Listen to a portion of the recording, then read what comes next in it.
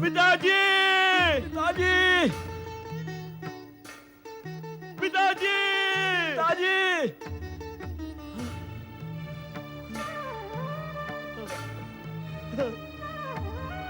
पिताजी! पिता धनु उठे। पिताजी! पिताजी उठिए पिताजी, आंखें खोले पिताजी। पिताजी! पिताजी देखिए। पिताजी, हमें देवताओं ने हमें पराजित कर दिया। पिताजी आंखें खोलिए। पिता धनु आंखें खोलो। उठिए पिताजी, आंखें खोलिए पिताजी, सुध में आइए। रंभ। हाँ पिताजी। करम्भ। जी जी पिताजी। दैत्य गुरु शुक्राचार्य की बात न मानकर हमने भूल की। अब हम शिव भगवान के कोप के पात्र बन गए हैं। सुनो, वरदानी शक्ति प्राप्त किए बिना अब तुम स्वर्ग लोक पर आक्रमण न करना। रंभ। कहिए पिताजी, क्या कहना चाहते हैं आप? पहले तुम वन प्रदेश के देव शत्रु यक्षों की सहायता से अपना दानवी राज्य स्थापित करना। जी। और उसके बाद दैत्य गुरु शुक्राचार्य का परामर्श लेकर तपस्या करके अपनी शक्ति को एकत्रित करना। पाताल लोक की दानव शक्ति तो अब समाप्त हो चुकी है। अब तो तुम्हें अपनी शक्तियों पर ही आश्रय लेना होगा और तुम्हें और पिताजी! पिताजी!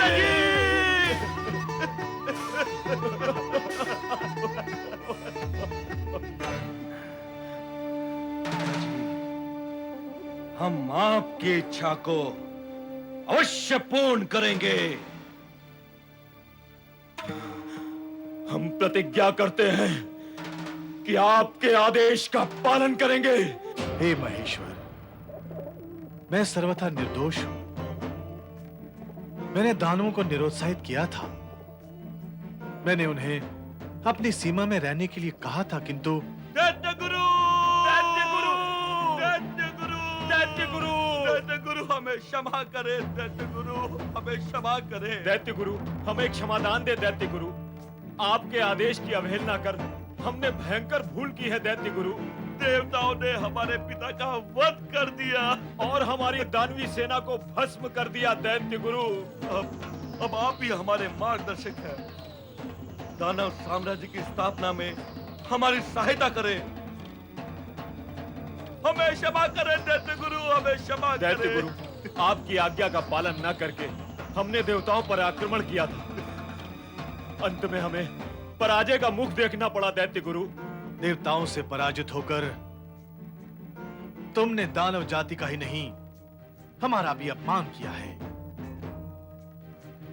तथा अपने आराध्य शिव को क्रोधित किया है। अब दानव जाति का उत्कर्ष अति कठिन है।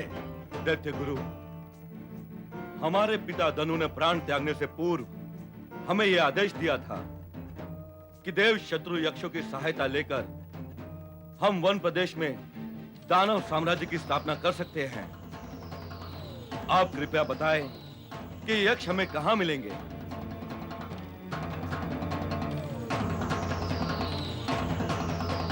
आप मौन क्यों हैं दैत्य गुरु? यक्ष सदा देवताओं के अधीन ही रहते आए हैं। हम नहीं जानते वे कब और कैसे देव शत्रु बन गए, और धनु को इस बात का ज्ञान कैसे हुआ? हमारे पिता धनु कभी हमें निराधार सूचना नहीं दे सकते दैत्य गुरु।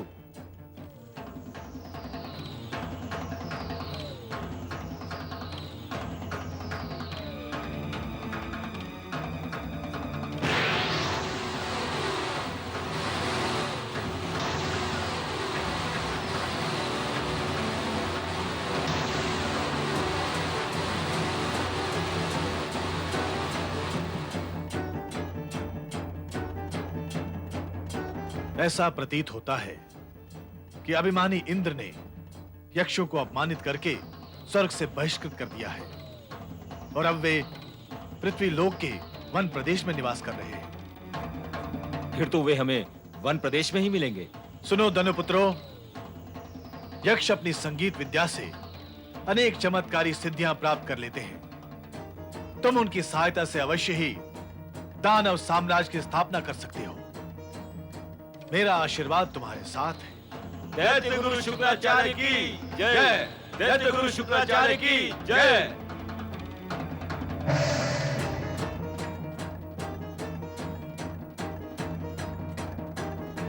ओम नमः शिवाय।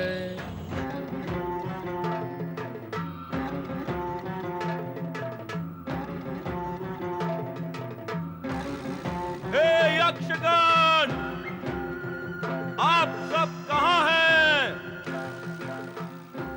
कृपया प्रकट होकर हमारी विनती सुने। हे यक्षगण, हम भी आप ही की भांति देव शत्रु हैं।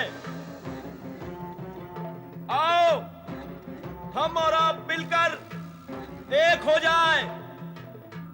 उसके पश्चात हम देवताओं से प्रतिशोध लेंगे। प्रकट हो जाओ यक्षगण।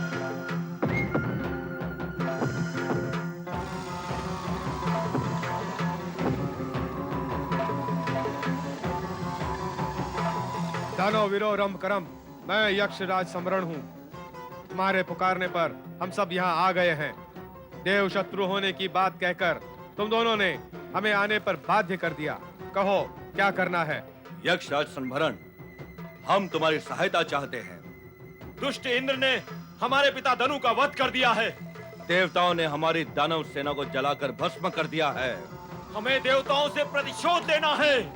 तुम सहायता करोगे तो ही ये संभव हो सकेगा। दानव साम्राज्य की स्थापना करके ही हम अपने उद्देश्य में सफल हो सकेंगे। मेरा विचार है हम सब मिलकर देवताओं से अपने अपमान का प्रतिशोध अवश्य ले सकेंगे। हमारे पिता धनु ने भी मृत्यु से पहले हमें यही सब कहा था। ठीक ही कहा था उन्होंने, और अब मैं भी यही कहता हूँ। दानव साम्राज्य की स्थापना में हम आप दोनों को अपना पूर्ण सहयोग देंगे। प्रिय यक्षगण, यह हमारे लिए उचित अवसर है। हमारे अन्य यक्षगण जिन्हें वाद्यों और शस्त्रों के साथ छिपा कर रखा है, उन्हें भी विदित कर दो। हम रंभ क्रम की सहायता करके अपना उद्देश्य भी पूर्ण कर सकेंगे। इसीलिए हम सभी को इनकी सहायता करनी होगी। अवश्य करेंगे। हाँ, हम इनकी सहायता करेंगे। यक्षराज संभरण की जय। दानवराज रंभकरम की जय। दानवराज रंभकरम की जय। असुरराज महाबली रंभकरम की जय। असुरराज महाबली रंभकरम की जय। दानवराज, तपस्या से प्राप्त शक्ति के बिना देवताओं को परास्त नहीं किया जा सकेगा। इसीलिए आप अनुकूल समय देखकर तपस्या प्रारंभ करें। हम आपके आज्ञा का पालन अवश्य करेंगे यक्षराज। अवश्य करेंगे। प्रणाम प्रभु। देवी पार्वती कहाँ है नंदी? माता पार्वती तो ध्यान समाधि में लीन है प्रभु।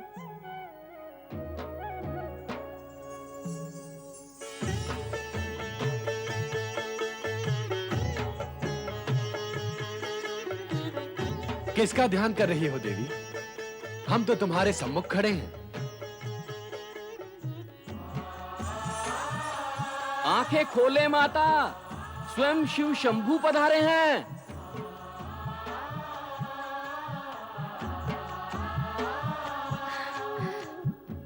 पति परमेश्वराय नमो नमः। देवी, आश्चर्य है, आज तुमने हमें दर्शन ही नहीं दिए।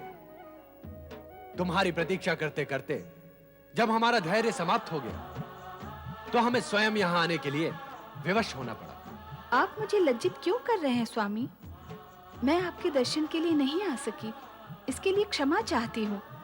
न आ सकने का कारण यह था कि मैं उद्विग्न थी। और उद्विग्न होने का कारण क्या है देवी? वह भी आपसे छिपा नहीं है स्वामी। दानवों का उत्कर्ष मुझे स्पष्ट दिखाई दे रहा है, इसीलिए अपनी शक्ति पर ध्यान केंद्रित कर रही थी। आपकी आज्ञा भी तो यही है।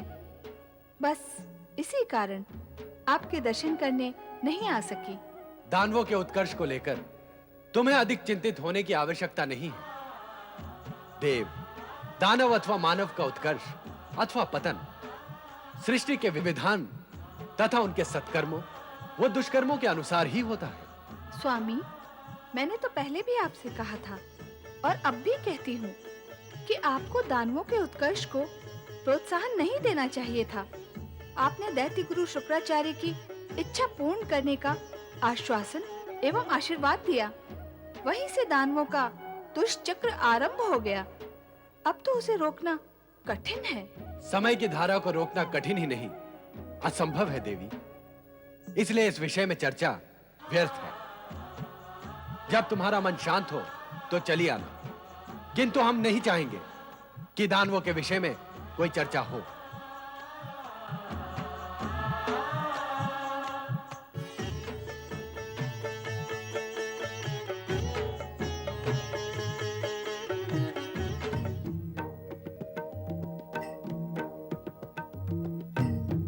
नारायण नारायण। ओम नमः शिवाय। भोलेनाथ, यदि आपकी आज्ञा हो तो क्या मैं कुछ निवेदन करूं? अवश्य, किंतु ध्यान रहे, तुम्हारे निवेदन का विषय दानवों से संबंधित नहीं होना चाहिए। अर्थात इस समय तुम्हारे पास निवेदन करने के लिए दानवों के विषय के अतिरिक्त अन्य कोई विषय है ही नहीं। अच्छा किया नारद, जो तुमने दानवों के विषय में ऐसा कोई प्रश्न नहीं पूछा जिसका उत्तर हम देना नहीं चाहते। मेरा प्रश्न उनके विषय में है ही नहीं जिनके लिए आप समझ रहे हैं। तो तुम्हारा प्रश्न किसके विषय में है? मैं तो केवल दैत्य गुरु शुक्राचार्य के संबंध में कुछ जानना चाहता हूँ। नारद, यदि इस जगत में कभी कोई चतुराई प्रतियोगिता आयोजित हुई तो उस प्रतियोगिता में तुम प्रथम अवश्य आओगे। क्यों प्रभु, क्यों? आप ऐसा क्यों कह रहे हैं? तुम्हारी चतुराई और लीला देखकर ही कह रहा हूं। तुम दैत्य गुरु शुक्राचार्य के विषय में जानना चाहते हो, तो क्या दैत्य गुरु की चर्चा होगी तो दैत्यों की चर्चा नहीं होगी? अवश्य होगी। ऐसा होना तो संभव ही नहीं है। अब हमारी भी सुन लो। तुम चाहे जितनी भी चतुराई दिखा लो, जो हमें कहना नहीं है वो हम नहीं कहेंगे। परंतु प्रभु, हाँ, अगर उत्सुकतावश तुम शुक्राचार्य अथवा रंभकरम के पास गए तो उनसे इतना अवश्य कहना कि दानवों की वंश वृद्धि तब तक नहीं हो सकती जब तक वो तपस्या करके ब्रह्मदेव से विशेष वरदान प्राप्त नहीं कर लेते। ओम नमः शिवाय। महाबली दानववीर ब्रह्मकर्म की जय। महाबली दानववीर ब्रह्मकर्म की जय। मेरे दानव वीरों, वन साम्राज्य पर अधिकार करके हमने विशाल दानव सेना एकत्र कर ली है। अब हम संपूर्ण पृथ्वी पर दानव साम्राज्य की स्थापना करेंगे और अपने यक्ष मित्रों की सहायता से अपने सबसे बड़े शत्रु तथा पिता धनु के संहारक स्वर्ग के अधिपति इंद्र पर आक्रमण करके स्वर्गलोक पर दानवों की विजय की ध्वजा फहराएंगे। दैत्य गुरु शुक्राचार्य की जय हो। रंभकरंभ, तुमने दानव साम्राज्य की स्थापना करने का निश्चय कर लिया है। इसके लिए हम तुम्हें बधाई देते हैं। हम तुम्हारे साहस के लिए भी तुम्हें बधाई देते हैं कि तुमने स्वर्ग पर आक्रमण करने का भी निश्चय कर लिया है।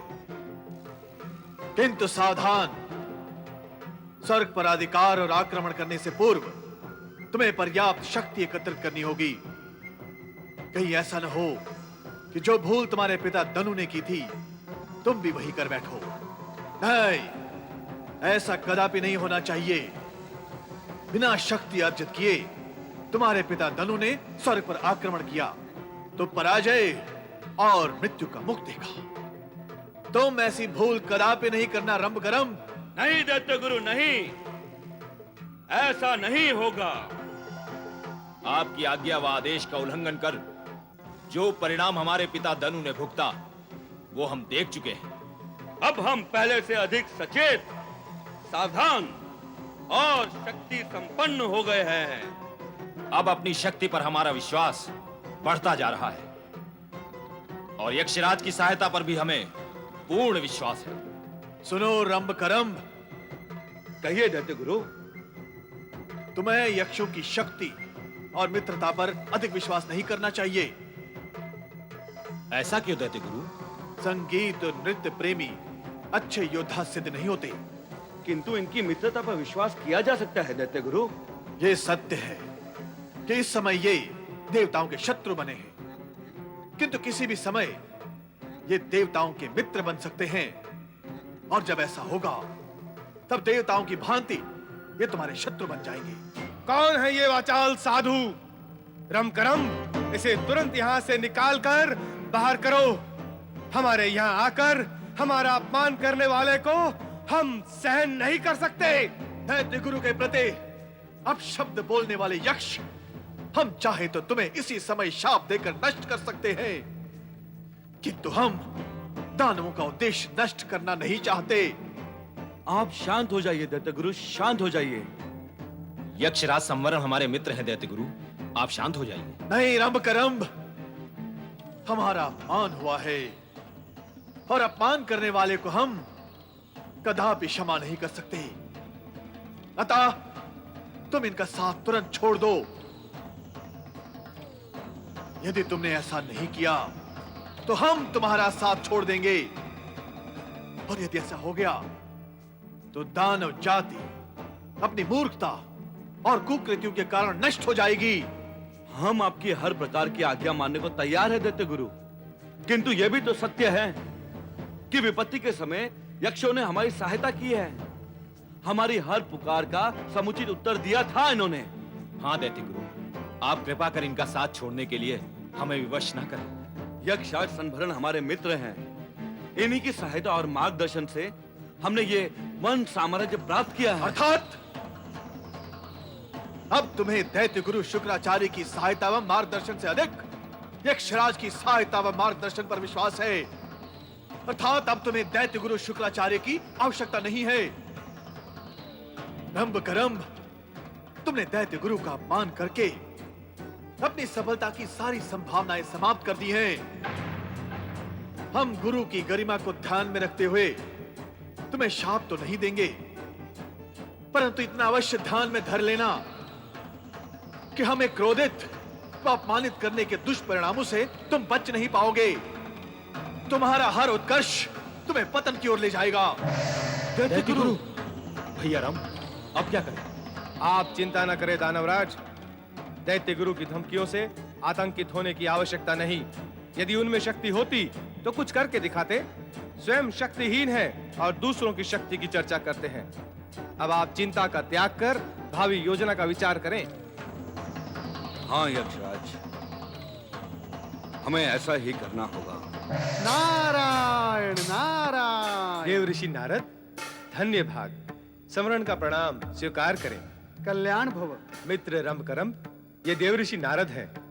जगत के सभी प्राणियों का हित चिंतन करने वाले हैं, तीनों लोकों में सदा भ्रमण करने वाले हैं और त्रिदेव के परम प्रिय देव ऋषि नारद। प्रणाम देवर्षि। कल्याण भव। क्या दैत्य गुरु शुक्राचार्य यहाँ आए थे? वे कुछ ही समय पहले यहाँ से रुष्ट होकर गए हैं। रुष्ट होकर चले गए? भला रुष्ट होकर क्यों गए हैं? उन्हें दानव बंधुओं और हमारी मित्रता पर आपत्ति थी। किंतु हमें यक्षराज की मित्रता पर गर्व है, इसीलिए वो क्रोधित होकर चले गए। नारायण नारायण। तो क्या तुम्हें उनके क्रोध की चिंता नहीं है? हाँ, चिंता करके क्या करेंगे? चिंता तो दानवराज तुम्हें करनी ही होगी। क्या? दैत्य गुरु शुक्राचार्य के क्रोध की नहीं, तो फिर भगवान भोलेनाथ के क्रोध की चिंता। जिन दैत्य गुरु शुक्राचार्य के क्रोध से तुम चिंतित हो, स्वयं वे भी भगवान भोलेनाथ के क्रोध से चिंतित रहते हैं। वैसे अपनों से बड़ों के क्रोध से चिंतित रहना ये शुभ लक्षण एवं हितकारी भी हैं। सो तो है देव ऋषि, किंतु वर्तमान परिस्थिति में आप हमारा मार्गदर्शन करें। दानव बंधुओं को यह सत्य स्वीकार कर लेना चाहिए कि परमपिता ब्रह्मा जी की तपस्या कर वरदान प्राप्त किए बिना दानव वंश की वृद्धि एवं उन्नति संभव नहीं है। इसीलिए तुरंत तपस्या करने का आयोजन किया जाए। आप सत्य कह रहे हैं देव ऋषि। मैं शीघ्र ही तपस्या आरंभ करूंगा देवर्षि। हम ब्रह्मा जी से अवश्य वरदान प्राप्त करेंगे। मेरी मंगल कामनाएं तुम्हारे साथ हैं। नारायण नारायण। मैं ब्रह्मा जी को प्रसन्न करने के लिए पंचाग्नि तप अवश्य करूंगा, अवश्य करूंगा। ओम ब्रह्मणे नमः। ओम ब्रह्मणे नमः। ओम ब्रह्मणे नमः। ओम ब्रह्मणे नमः। हे अग्निदेव, मैं ब्रह्मा जी को प्रसन्न करने के लिए पंचाग्नि तप करना चाहता हूँ। पंचाग्नि प्रकट हो।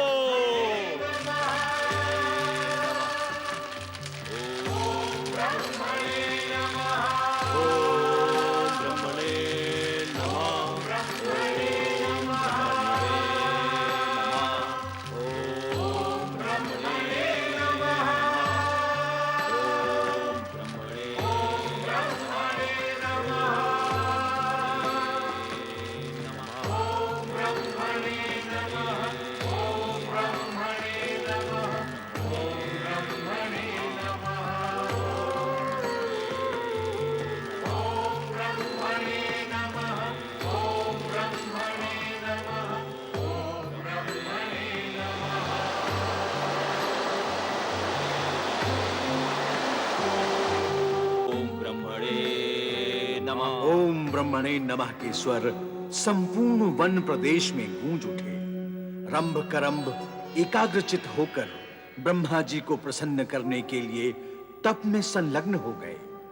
दानव अपने लक्ष्य को पाने हेतु कुछ भी कर सकते हैं, परंतु देवगण भी अपने क्रियाकलापों के कारण अपने लक्ष्य से स्वयं ही दूर हो जाते हैं।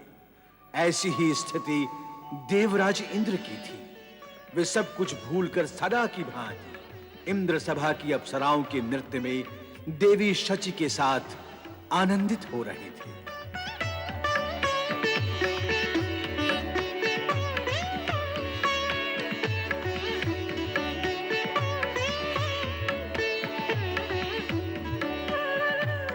नारायण नारायण।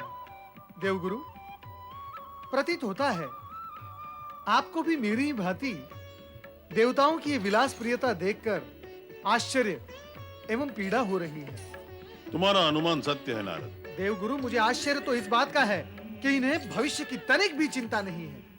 ये सोच रहे हैं कि दरु को परास्त कर देने मात्र से ही दानव समाप्त हो गए और अब वे स्वर्ग पर कदापि अपनी कुदृष्टि नहीं डालेंगे।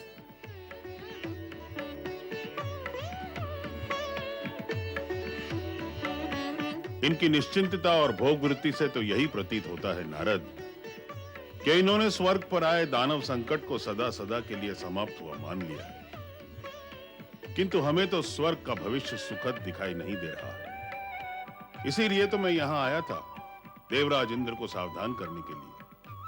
किंतु समझ गया। आपके इस किंतु का अर्थ मैं समझ गया देवगुरु। देवराज को इस समय सावधान करने का अर्थ है उन्हें रुष्ट करना। देवगुरु, जब भोगी भोग में निमग्न हो तो उसे योगी का योग संदेश प्रिय नहीं लगता। नारायण नारायण। अतः इस समय मौन रहना ही उचित होगा। किंतु नारद, तुम किस उद्देश्य से यहाँ आए थे? देवगुरु, ऐसा प्रतीत होता है कि भगवान भोलेनाथ देवताओं से प्रसन्न नहीं हैं। तुम्हें ऐसा प्रतीत होने का कारण? भगवान भोलेनाथ ने रंभ करम को तपस्या करने का संदेश देने के लिए स्वयं मुझे वहां भेजा था। इस समय मैं वहीं से आ रहा हूं।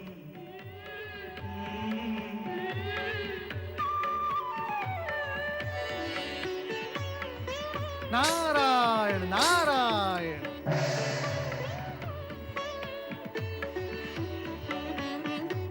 क्या हुआ स्वामी? देवी शची, जो कुछ हुआ तुमने देखा और हमें दिखाया है। हमने तो देवगुरु बृहस्पति और देवर्षि नारद को देखा और आपको दिखाया, किंतु हुआ क्या है? अपमान, अपमान हुआ है, अपमान। अपमान? देवी शची, तुमने देवर्षि नारद और देवगुरु को तो देख लिया, किंतु हमारा अपमान होते नहीं देखा। पर किसने किया आपका अपमान? देवी शची, तुम इतने बड़े सत्य को समझ क्यों नहीं रही हो, जो साक्षात तुम्हारे सामने खड़ा है। देवर्षि नारद और देवगुरु यहां तक आए और हमसे बिना भेंट किए ही चले गए। हमसे बिना चर्चा किए चले गए, तो क्या ये अपमान नहीं है? हाँ हाँ, ये तो अपमान ही है। और जब अपमान होता है तो पीड़ा तो होती ही है ना। हाँ, अपमान होने से पीड़ा ही होती है, सुख तो नहीं होता। तो मिल गया ना तुम्हें अपने प्रश्न का उत्तर।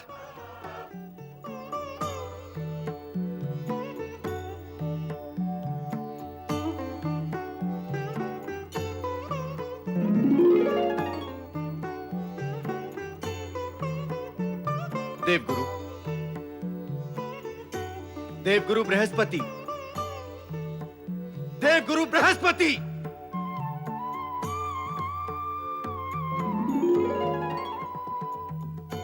देवगुरु बृहस्पति, अपने स्वर को संयत व संतुलित करें देवराज इंद्र। यह आपकी इंद्र सभा नहीं है। आपने तो इंद्र सभा में भी हमारा अपमान किया है देवगुरु। आप अपने सम्मान को इतने नीचे के स्तर पर रखते ही क्यों हैं कि वो बार बार अपमान की चपेट में आ जाए? और वैसे भी हमने आपका कोई अपमान नहीं किया है। आप इंद्र सभा से अकारण ही लौट आए, देवर्षि से खड़े वार्ता करते रहे किंतु भीतर नहीं आए, तो क्या यह हमारा अपमान नहीं था? आप और देवर्षि एक और खड़े गुप्त वार्ता करते रहे। क्या वार्ता कर रहे थे देवगुरु? क्या हमारे विरुद्ध किसी षड्यंत्र का आयोजन कर रहे थे? देवराज, निर्भयता से तो आपने नाता तोड़ ही दिया है और अब शिष्टाचार की सीमाएं भी तोड़ने लगे हैं। कोई तपस्या करे तो आपको भय, कोई भक्ति करे तो आपको इंद्रासन छिन जाने की चिंता होती है। अरे कोई वार्ता भी करे तो आपको षड्यंत्र रचाने की आशंका होती है। देवराज, ये भय, ये आशंकाएं दुर्बल मन की उत्पत्ति होती है और दुर्बल मन शिष्टाचार को नकारता है। हमें खेद हुआ कि आपको हमसे षड्यंत्र रचाने की शंका हुई। तो फिर आप क्या गुप्त वार्ता कर रहे थे? सभा द्वार तक आकर भी आप भीतर तक क्यों नहीं आए? द्वार तक आकर लौट क्यों गए? आपकी बुद्धि कोई शुभ बात सोचना ही नहीं चाहती। आपका दुर्बल मन और अस्थिर बुद्धि अशुभ बातें सोचने के आदी हो गए हैं। अरे आप ये क्यों नहीं सोच सके कि हम आपके रंग में भंग नहीं डालना चाहते थे, इसीलिए वहां से लौट गए। रंग में भंग? हाँ, जिस समय हम और नारद इंद्र सभा में आए उस समय आप अन्य देवगण के साथ अप्सराओं का नृत्य देखने में निमग्न थे। इससे क्या अंतर पड़ता है देवगुरु? उस नृत्य गान के समय आपके वहां आ जाने से मुझे कोई आपत्ति नहीं होती और भविष्य में होगी भी नहीं। हम जानते हैं, हमें भी आपकी आपत्ति का विचार नहीं, आपकी प्रसन्नता का विचार था। अर्थात हम और नारद जिस विषय को लेकर आपके पास आए थे वो सुखद नहीं था। धनु को पराजित कर और दानवों के आक्रमण से मुक्ति पाकर आप जिस सुख और प्रसन्नता को भोग रहे थे, वहां दुखद समाचार सुनाकर हम उसे खंडित नहीं करना चाहते थे। क्या है वो दुखद समाचार देवगुरु? आप तो धनु का अंत करके विलास और आमोद प्रमोद में खो गए हैं, किंतु धनु के पुत्र रंभ और करंभ ने ब्रह्मा जी से वरदान पाने के लिए घोर तपस्या आरंभ कर दी है। अतः आप दानवों की ओर से निश्चिंत रहने की भूल ना करें। नारद के वहां आने का भी यही उद्देश्य था कि वे आपको सावधान करें।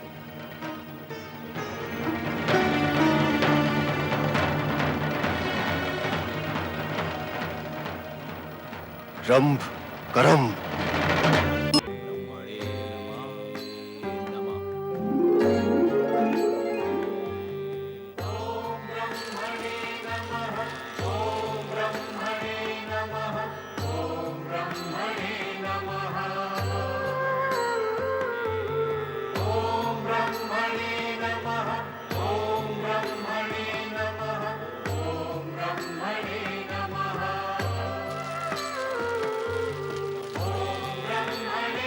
रंभ और करंभ, मैं तुम दोनों को जीवित नहीं छोड़ूंगा।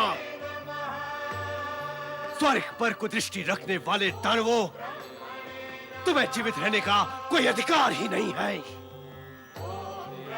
जहां तुम्हारा पिता धनु गया है, तुम दोनों को भी वहीं जाना होगा।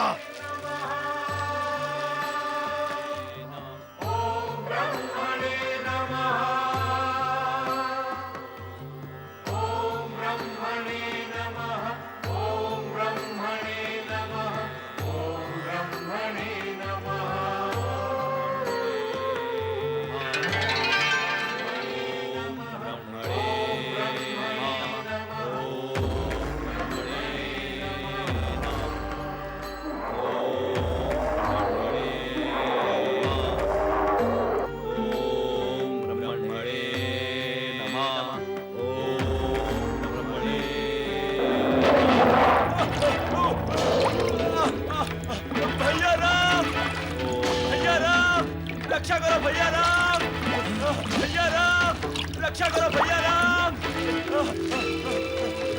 रक्षा करो भैया राम, भैया राम, रक्षा करो भैया राम। तब छोड़कर ना जाओ रंभ, अन्यथा तुम्हारी अब तक की तपस्या व्यर्थ हो जाएगी। भैया, भैया रक्षा करो, भैया करो।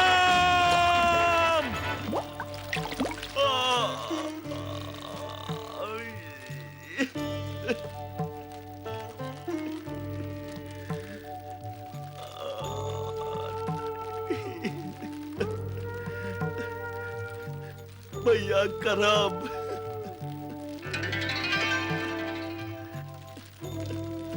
अग्निदेव, आप स्वर्ग के देव होकर भी दानवों की सहायता कर रहे हैं, उनके पक्ष में प्रयत्नशील है। ऐसा करते हुए क्या आपको लज्जा नहीं आई? देवराज, मैं परमपिता ब्रह्मदेव के आदेश व नियम से बंधा हुआ हूँ। जो भी प्राणी मेरा आह्वान करेगा, वो चाहे मानव हो अथवा दानव, पापी हो अथवा पुण्यात्मा, मुझे उसके सम्मुख प्रकट होना ही पड़ेगा। पंचाग्नि में मेरी उपस्थिति विधि के विधान से अति आवश्यक एवं अनिवार्य है।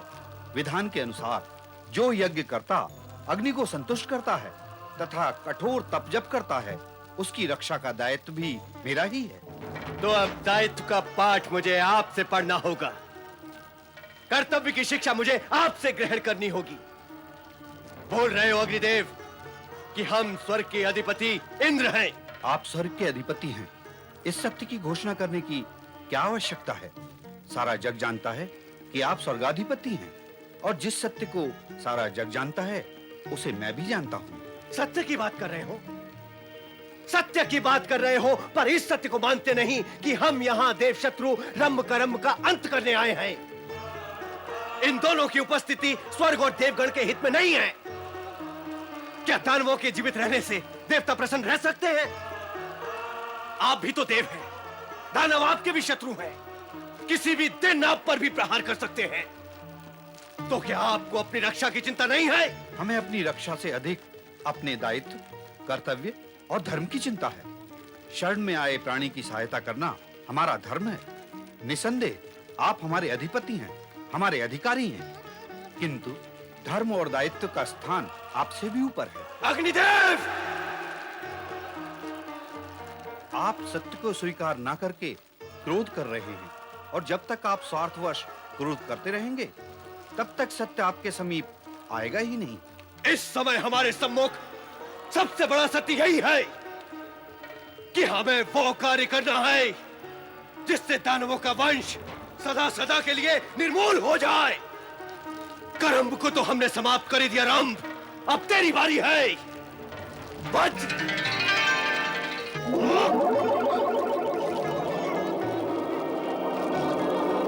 इस दुष्कर्म का परिणाम जानते हो अग्निदेव?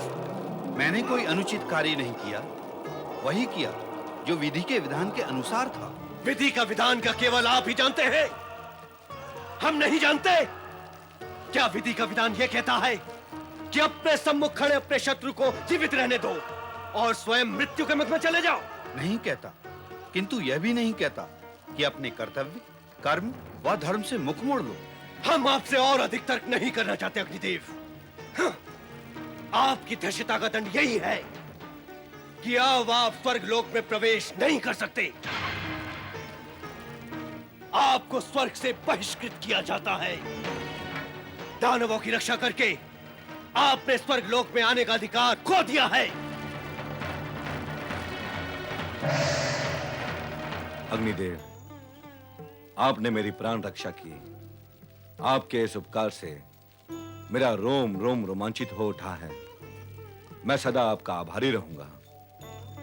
तुम्हारी दृष्टि में उपकार होगा रंभ, किंतु हमारा तो यह कर्तव्य और धर्म था।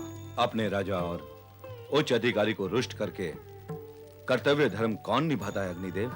अधिकारी के स्वार्थी, धर्महीन, मर्यादाहीन व चरित्रहीन होने पर भी जो निर्भय होकर सत्य और कर्तव्य का पालन करते हैं, वे ही धर्म की रक्षा करने में समर्थ होते हैं।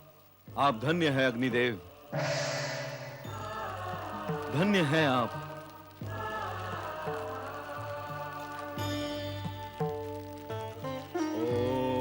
ओम ब्रह्मणे नमः।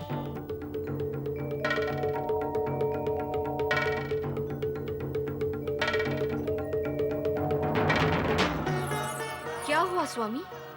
देवी शची, तुम्हारे इस क्या हुआ प्रश्न का उत्तर देते देते हम थक गए हैं।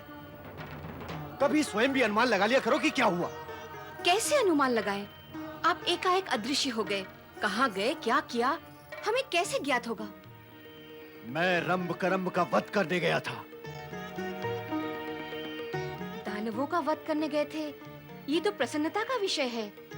फिर आप प्रसन्न क्यों नहीं हैं? अब आप दानवों का वध करके आए हैं, तो मेरी ओर से आपको बधाई।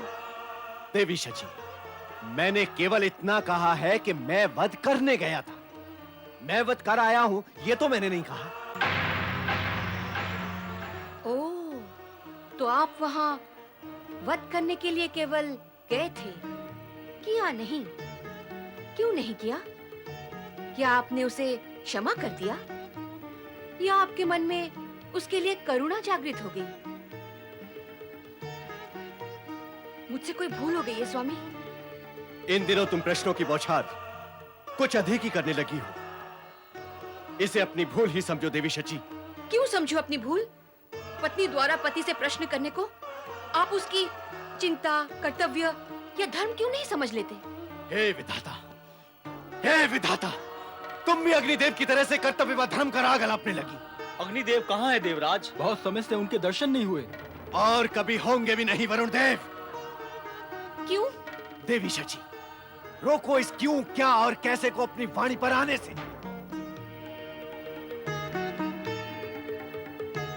आप अग्निदेव के विषय में कुछ कह रहे थे देवराज? हाँ, अग्निदेव को हमने सदा सदा के लिए स्वर्ग से बहिष्कृत कर दिया है। ऐसा क्या अपराध किया है अग्निदेव ने घोर एवं भयंकर अपराध किया है, विद्रोह किया है हमसे, देवताओं का पक्ष त्याग कर दानवों का पक्ष लिया है। दानवों के उत्थान के लिए और ब्रह्मदेव से वरदान प्राप्ति हेतु धनुपुत्र रंभकरंभ घोर तप कर रहे थे। स्वर्ग और देवगण की रक्षा के निमित्त हम उनका वध करने गए।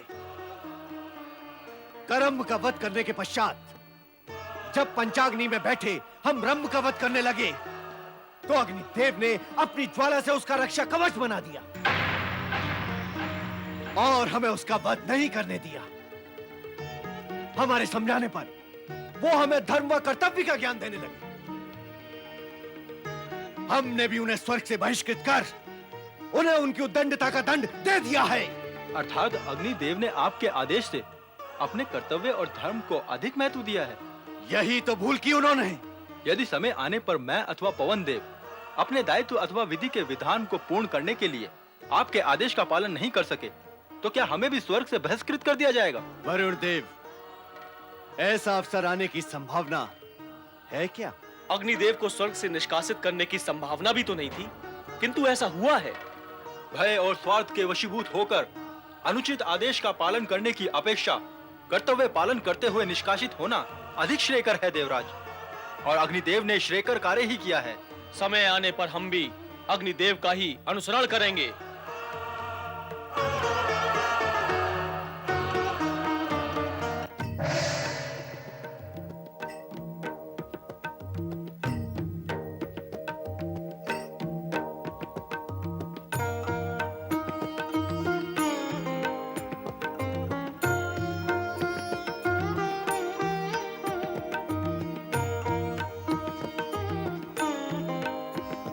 प्रणाम माता पार्वती। माता, क्या आप इस शिव भक्त से रुष्ट हैं?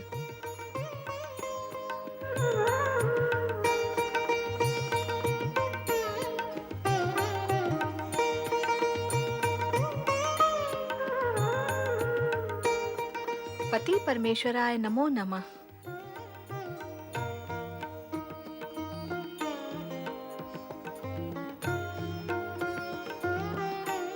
मुझे उपेक्षा की दृष्टि से ना देखो माता। यदि मुझसे कोई अपराध हुआ हो तो क्षमा कर दो। दैत्य गुरु, आप दैत्यों के गुरु हैं। इस नाते दैत्यों के उत्कर्ष के लिए भगवान भोलेनाथ से प्रार्थना करना आपका कर्तव्य है, अपराध नहीं। किंतु आपकी प्रेरणा से उत्कर्ष को प्राप्त यही दैत्य यदि जगत में आतंक और अशांति का कारण बनते हैं तो यह किसी भी स्थिति में सहन नहीं किया जा सकता। सभी प्राणियों का जन्म विधाता की इच्छा और प्रेरणा से हुआ है, अतः सभी को जीवन जीने का समान अधिकार है। किसी भी प्राणी को प्रकृति यह अधिकार नहीं देती कि वह अन्य किसी प्राणी के प्राण हरे अथवा उस पर अत्याचार करे। यदि ऐसा होता है तो संपूर्ण जगत जानता है, आप भी जानते हैं कि विधाता अत्याचारी को दंड देने से कभी चूकते नहीं। सृष्टि के निर्माण से लेकर आज तक ही नहीं, प्रलय पर्यंत का अटूट सत्य यही है कि अत्याचारी जिस पर अत्याचार करता है उस पीड़ित से अधिक पीड़ा स्वयं अत्याचारी को भोगनी पड़ती है। यदि इस अटूट सत्य को आप भी समझ जाएं तथा दानवों को भी समझा दें तो विधाता द्वारा दंड स्वरूप दी जाने वाली पीड़ा को भोगने से वे बच सकते हैं। मैं क्या कहना चाहती हूँ, आप समझ रहे हैं ना दैत्य गुरु? समझ रहा हूँ माता, आपके क्रोध का कारण मैं समझ रहा हूँ। इस जगत में सभी प्राणियों को जीवित रहने का अधिकार है। जीवित रहने के लिए आवश्यक नहीं कि हम दूसरे प्राणियों को कष्ट और दुख पहुंचाकर अपना मार्ग बना लें। निसंदेह ये दैत्य प्रवृत्ति है, इसीलिए अब मैंने दैत्यों का साथ त्यागने का निश्चय कर लिया है। दैत्य गुरु दैत्यों का साथ त्याग रहे हैं? हाँ माता, अब वे मेरी आज्ञा की अवहेलना करने लगे हैं। तो फिर आपका कैलाश आने का उद्देश्य क्या है? माता, मैं जब भी दुविधाग्रस्त होता हूँ तब अपने आराध्य भगवान शिव की शरण में चला आता हूँ और इनसे आदेश तथा मार्गदर्शन प्राप्त कर लेता हूं।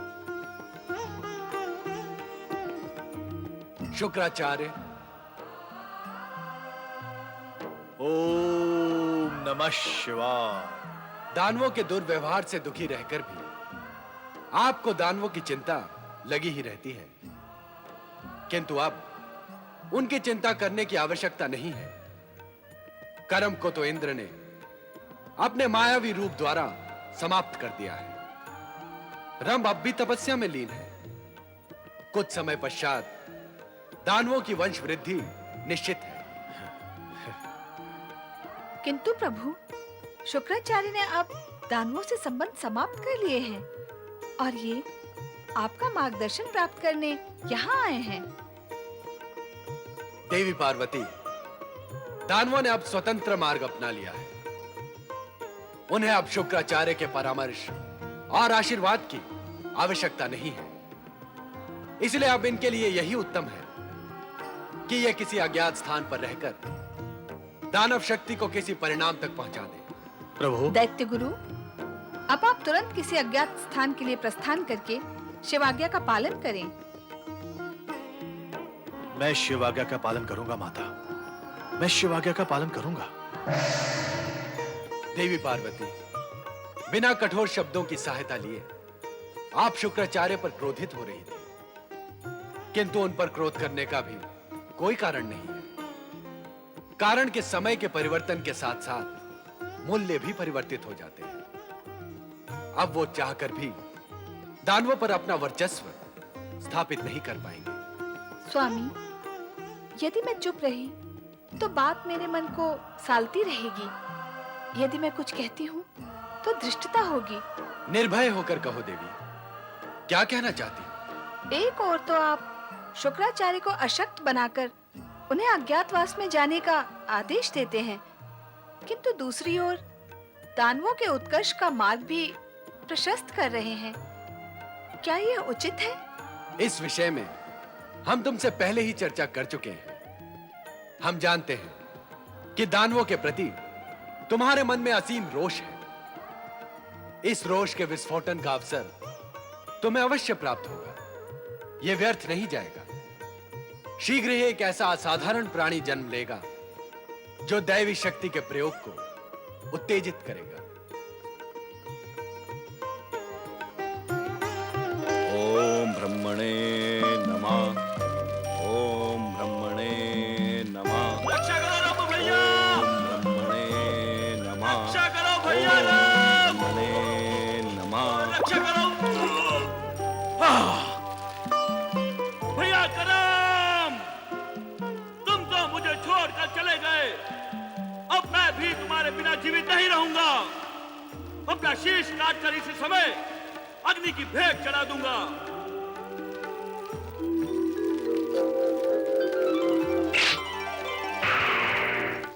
नहीं रंभ, हम तुम्हें आत्महत्या नहीं करने देंगे। अब मैं जीवित रहकर क्या करूंगा अग्निदेव? मेरे पिता और मेरा भाई दोनों मेरा साथ छोड़कर चले गए। अब दानवों के उत्कर्ष की भी कोई संभावना नहीं है, इसीलिए आप मुझे समाप्त हो जाने दें। नहीं रंभ, नहीं। आशा का त्याग मत करो। तुम्हारा अब तक का तप व्यर्थ नहीं जाएगा। समय आने पर तुम एक अति चमत्कारी पुत्र के पिता बनोगे। तुम्हारा वो पुत्र दानवों का नाम अमर करेगा। कैसे करेगा? कहां से आएगा पुत्र? अब तक तो मेरा विवाह भी नहीं हुआ है, तो पुत्र कहां से उत्पन्न होगा? जो असंभव है उसे संभव कैसे बनाया जा सकता है? क्या तुम्हारा विवाह होना असंभव है? क्या पुत्र की उत्पत्ति असंभव है? सुनो रंभ, अब शीघ्र ही तुम्हारे जीवन में एक स्त्री प्रवेश करेगी। वही तुम्हारे होने वाले महान पुत्र की माता बनेगी। जय हो, जय हो अग्निदेव की जय हो, जय हो अग्निदेव की जय हो, अग्निदेव की जय हो।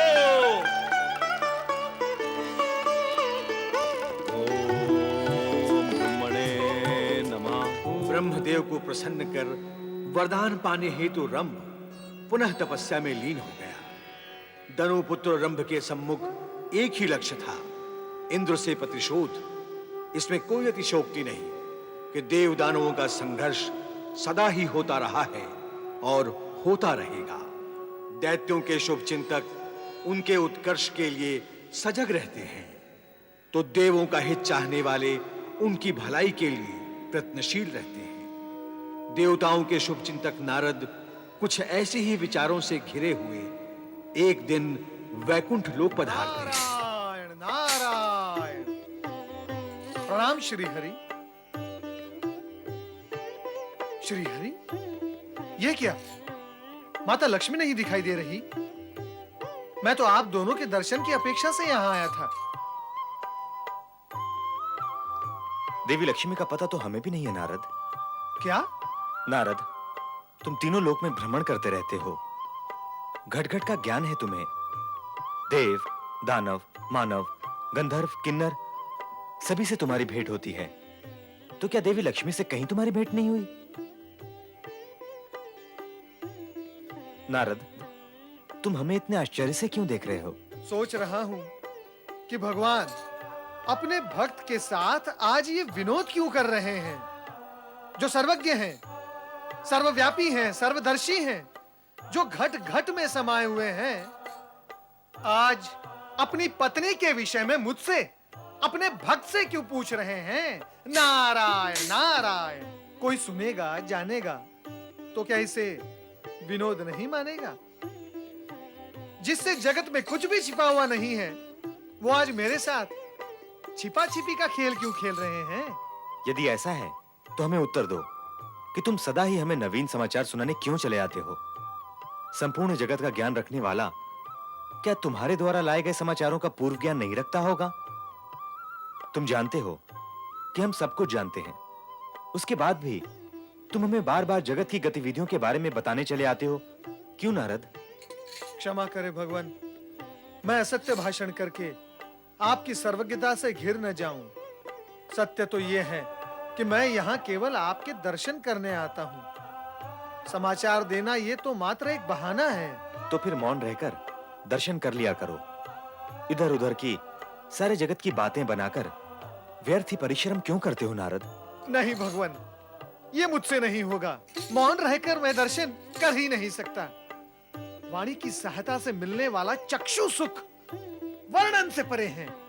आप तो केवल मुझे ये बताएं कि माता लक्ष्मी है कहां? नारायण नारायण। ये क्या प्रभु, क्या आप मेरे धैर्य की परीक्षा ले रहे हैं अथवा रहस्यमय वातावरण की सृष्टि कर रहे हैं? जो कुछ भी कर रहे हैं उसका प्रयोजन तो बताएं। श्री हरि, आपका एक कैसा विनोद है? आप बताते क्यों नहीं कि माता लक्ष्मी है कहां? इतने व्यग्र क्यों हो रहे हो नारद?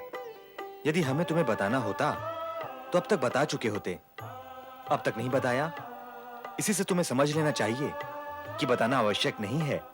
प्रभु, मैं आपका निकटतम और परम भक्त हूं, क्या मुझसे भी दुराव किया जाएगा? प्रश्न दुराव छुपाव का नहीं है नारद, स्थिति की गंभीरता का है। हम चाहते हैं कि तुम स्वयं देवी लक्ष्मी का पता लगाओ और सत्य को जानो, और पता लग जाने पर हमें भी सूचित करो कि तुमने क्या जाना और क्या समझा। हाँ देवी लक्ष्मी, भगवान भोलेनाथ ने ऐसा ही संकेत दिया है कि दानवी शक्तियों को संतुलित व दंडित करने के लिए हमें दैवी शक्ति का प्रयोग करना ही होगा। हमें? अर्थात हम तीनों देवियों को? देवी सरस्वती, तुम्हें और मुझे? हाँ देवी लक्ष्मी। तात्पर्य यही हुआ कि ब्रह्मा, विष्णु और महेश अपना कार्य और दायित्व हम तीनों को सौंपना चाहते हैं। अब तक जो कार्य वे कर रहे थे, अब वही कार्य हमें करना होगा। होगा इसमें भी कोई रहस्य? मैं तो इसे शिवलीला कहती हूँ, और शिवलीला को समझना मेरे लिए भी कठिन है। कठिन है? हाँ, कारण कि एक ओर वे दानवों के विनाश को प्रोत्साहित करते हैं, तो दूसरी ओर दानवों का उत्थान भी चाहते हैं। भोलेनाथ दानवों का उत्थान चाहते हैं? पर क्यों? वे ही जाने क्यों। पर जब मैंने इस विषय में उन्हें सावधान किया तो वे दैवी शक्ति की चर्चा करने लगे, उसकी दुहाई देने लगे। शक्ति देवियों की हो अथवा देवताओं की, वो अपना कार्य तब तक नहीं कर सकती जब तक दानवी शक्ति अपनी चरम सीमा तक नहीं पहुंचती। संभवतः भोलेनाथ, हम तीनों देवियों से अपेक्षा करते हो कि हम दानवी शक्ति को उसकी चरम सीमा तक पहुंचाने में अपना योगदान दें। हाँ, कहीं कुछ न कुछ ऐसा ही है। तो मेरे साथ साथ देवी लक्ष्मी को भी कैलाश पर आमंत्रित किया गया है। आओ देवी शारदा, मैंने एक आवश्यक मंत्रणा के लिए तुम दोनों का आह्वान किया है। संभव है हम तीनों को मिलकर दानवी शक्ति के संबंध में कोई कठोर निर्णय लेना पड़े। कठोर निर्णय? किंतु नारायण नारायण। प्रणाम माताओं।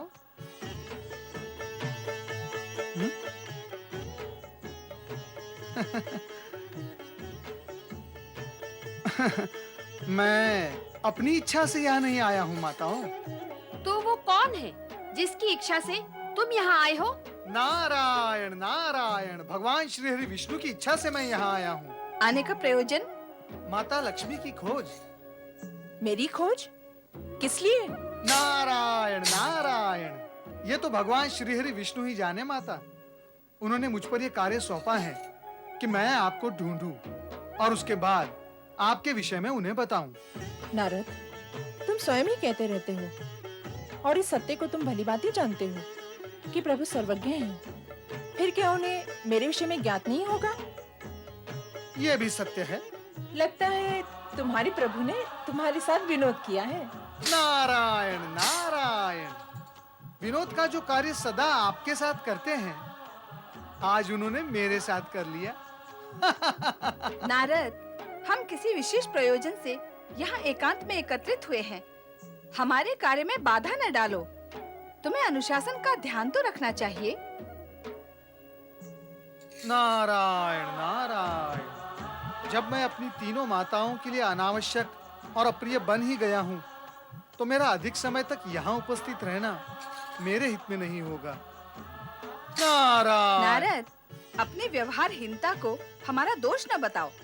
तुम हमारे लिए न अप्रिय हो न अनावश्यक, किंतु समय और स्थिति का ध्यान तो तुम्हें रखना ही चाहिए। हाँ माता, अवश्य रखना चाहिए और मैं भविष्य में अवश्य रखूंगा। अब आप मुझे आज्ञा दें।